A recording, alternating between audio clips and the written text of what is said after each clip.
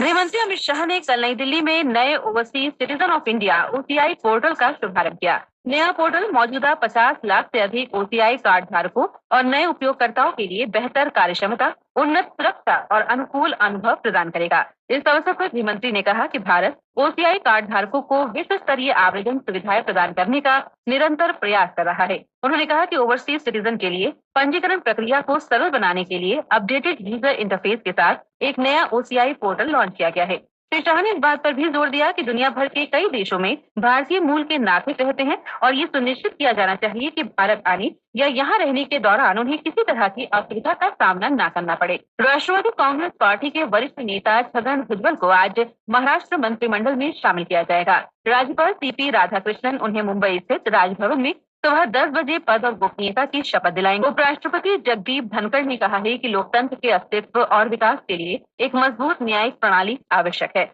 नई दिल्ली में कल शाम एक पुस्तक विमोचन समारोह को संबोधित करते हुए श्री धनखड़ ने कहा कि दुनिया भर में जांच कार्य कार्यपालिका के दायरे में आता है और उस पर निर्णय लेना न्यायपालिका की जिम्मेदारी है। समारोह के दौरान श्री धनखड़ ने द कॉन्स्टिट्यूशन बी अडॉप्टेड नामक पुस्तक का विमोचन किया। विदेश मंत्री doctor Subrahmanyam Jaishankar Netherlands, Denmark और जर्मनी की अपनी 3 देशों की यात्रा के पहले चरण में हेग पहुंचे। वहां उन्होंने नीदरलैंड के विदेश मंत्री कैस्पर वेलकैम्प से मुलाकात की। एक सोशल मीडिया पोस्ट में श्री जयशंकर ने कहा कि उन्होंने दोनों देशों की द्विपक्षीय साझेदारी को मजबूत करने और यूरोपीय संघ के साथ जुड़ाव पर व्यापक चर्चा की।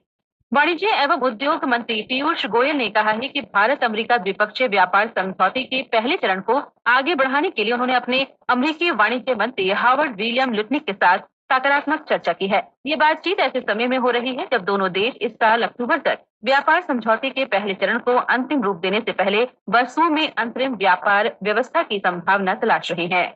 इजराइल में भारत के राजदूत केपी सिंह ने कहा है कि पाकिस्तान द्वारा इस्लामी आतंकवादी संगठनों लश्कर-ए-तैयबा और जैश-ए-मोहम्मद के सरगनाओं को भारत के सौंपने का सही समय आ गया है। इजराइल के टीवी चैनल पर एक साक्षात्कार में उन्होंने कहा कि पाकिस्तान के ये आतंकी संगठन भारत पर कई हमलों में शामिल रहे हैं, जिसमें 22 अप्रैल को पहलगाम में हुआ जघन्य हमला भी शामिल है। उन्होंने कहा कि इन हमलों के पीछे जैश-ए-मोहम्मद और उसके नेता मसूद अजहर तथा लश्कर-ए-तैयबा और उसके सरगना हाफिज सईद हैं।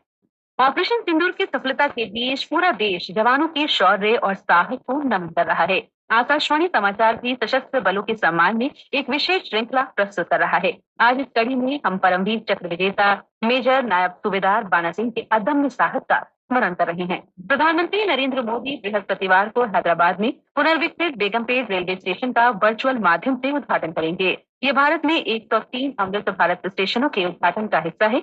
इस स्टेशन को आधुनिक परिवहन केंद्र के रूप में पुनर्विकसित किया गया है। प्रधानमंत्री रविवार 25 मई को आकाशवाणी पर मन की बात कार्यक्रम में देश और विदेश के लोगों के साथ अपने विचार साझा करेंगे। ये मासिक रेडियो कार्यक्रम की 122वीं कड़ी होगी। लोग अपने विचार और सुझाव टोल फ्री नंबर 1800-11-7800 के माध्यम से प्रस्तुत कर सकते हैं।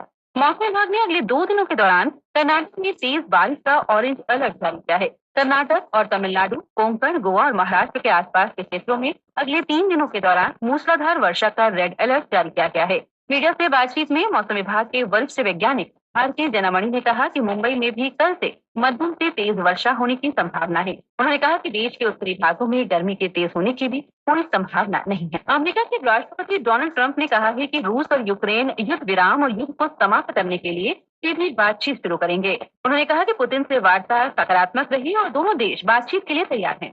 रूस के राष्ट्रपति पुतिन ने पुष्टि की है कि रूस संभावित शांति समझौते पर यूक्रेन के साथ काम करने के लिए तैयार है। यूक्रेन के राष्ट्रपति व्लोदिमीर जेलेंस्की ने भी कहा कि यूक्रेन रूस के साथ तुर्की, स्विट्जरलैंड या वेटिकन में शांति वार्ता करने को तैयार है। और अगर बात करें क्रिकेट की, तो आईपीएल क्रिकेट में कल रात लखनऊ में सनराइजर्स हैदराबाद ने लखनऊ सुपर जायंट्स को 6 विकेट से हरा दिया। इस हार के साथ ही लखनऊ सुपर जायंट्स की टीम प्लेऑफ की दौड़ से बाहर हो गई है। प्रतियोगिता में आज दिल्ली में चेन्नई सुपर किंग्स का मुकाबला राजस्थान रॉयल्स से होगा। ये मैच शाम 7:30 बजे से खेला जाएगा। पहलगाम आतंकी हमले के मद्देनजर ऑपरेशन सिंदूर द्वारा पाकिस्तान के खिलाफ भारत की त्वरित कार्रवाई पर आज सभी समाचार पत्रों ने खबर प्रकाशित की है।